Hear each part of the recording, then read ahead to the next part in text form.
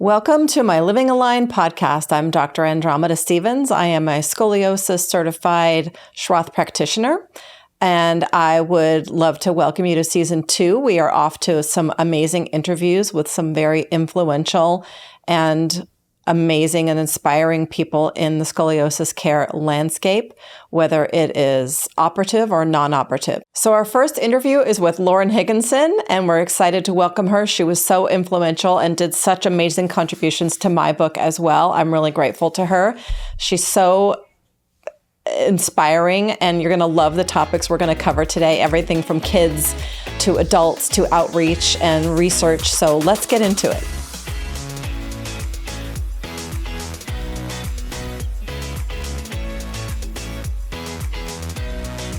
Hello, I'd like to welcome Lauren Higginson. She is the founder of Higgy Bears and also a scoliosis warrior herself. Welcome, Lauren. Thank you so much for being on the podcast. Thank you so much for having me, Andromeda. Going to be a fun discussion. We have a lot to talk about. There's so much going on with the kiddos and Scoli and adults. And so let me just start by asking you what you feel is the biggest challenge for kiddos who are newly diagnosed or newly in a scoliosis brace.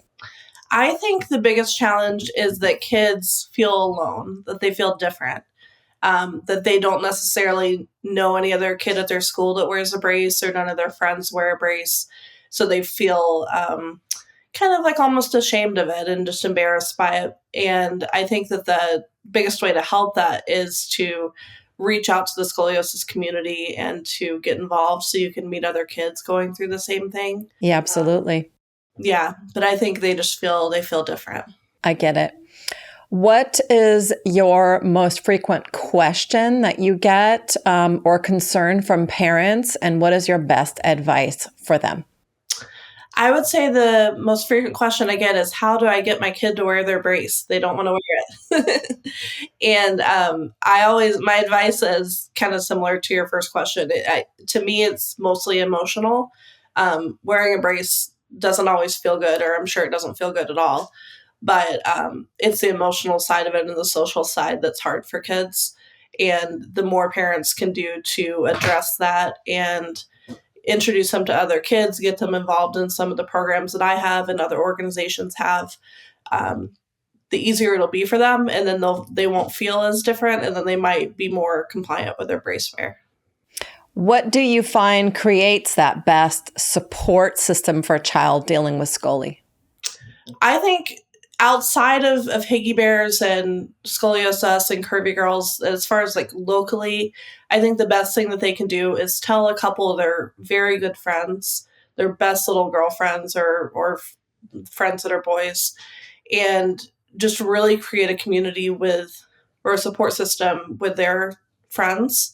That way, if something comes up at school, then they can stand up for them or they can get involved if they need to.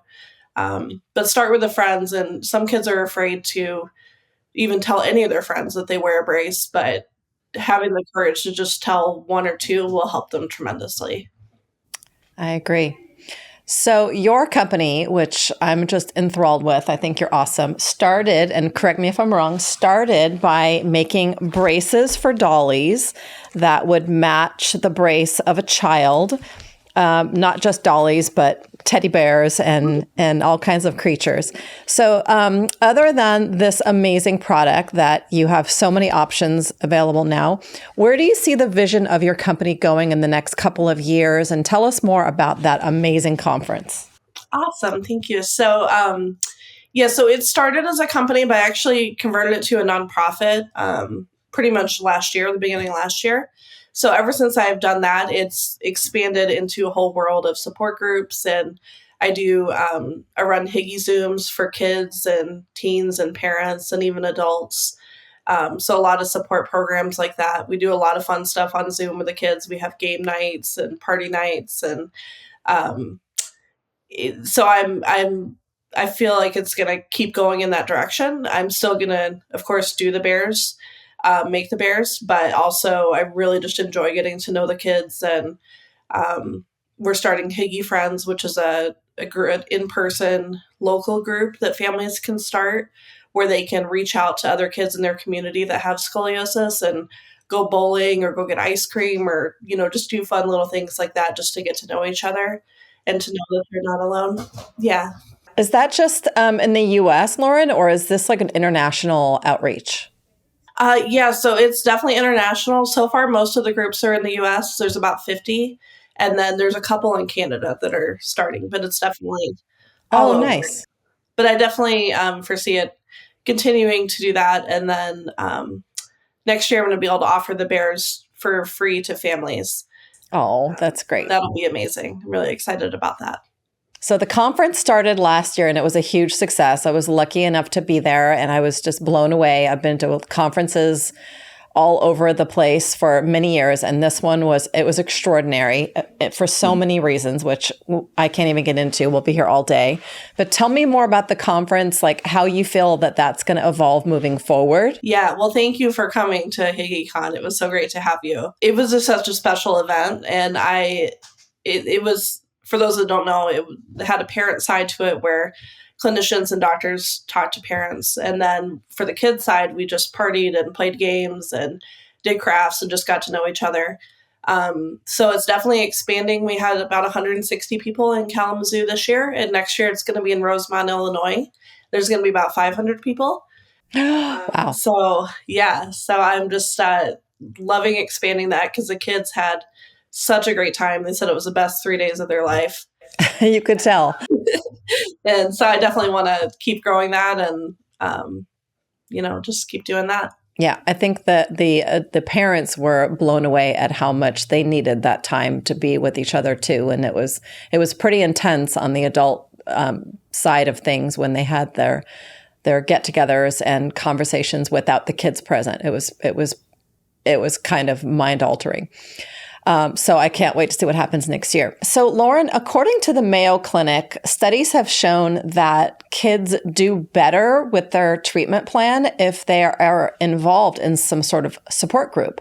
What can you say about your experience with seeing that happen in real time? I think that is so true. I've seen so many kids that come to the Zooms that their parents will say, they don't want to wear their brace, or they came to HiggyCon too that didn't want to wear their brace. But once they see the other kids and have that support just from one another, it kind of changes their whole outlook. And kids will, go put on their brace for the Zoom so that the other kids can see their brace, or they'll show them their pattern. And I think that's very true, that the more support they have, the more compliant they'll be with their brace. It seems like there were a lot of kids at the conference that had come from very far away. Like I think there was somebody from Alaska and whatnot. Mm-hmm. But even though statistically scoliosis is pretty prevalent in the population, if a child is isolated by distance and space, that a virtual support group is going to be the next best thing for them. And that's something that you provide. So how do you feel that you have been able to reach out to kids that are, don't have a community? It means the world to them and to their parents too, because it brings them in to just pop on a Zoom call and see 20 kids, where they don't have 20 kids there that wear scoliosis braces. So it's really important. And I'm glad to be able to offer that to families. That's excellent.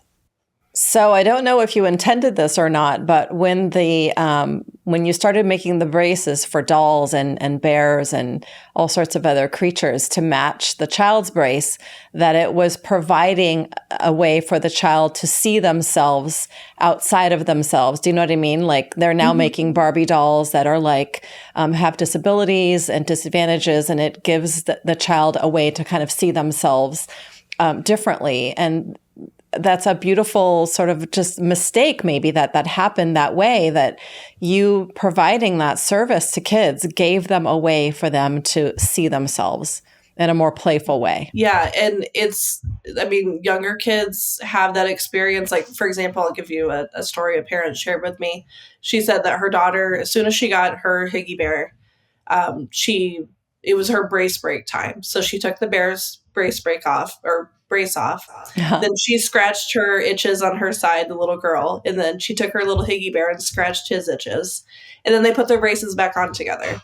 And it just immediately gives that child or teen a sense of, I'm not alone in this. I have a little buddy going through this, and it makes them feel less alone, less different, which is really amazing that a little teddy bear can do that. Who knew? I mean, when you started putting the little braces on the dolls and the bears, what was your vision? Did you even know that was going to be such an impactful thing? Yeah. So when I first got this idea, I was at a Curvy Girls convention, and one of the clinics there made a little brace for a Build-A-Bear and an American Girl doll, and they auctioned it off, and I saw 200 little eyes just light up.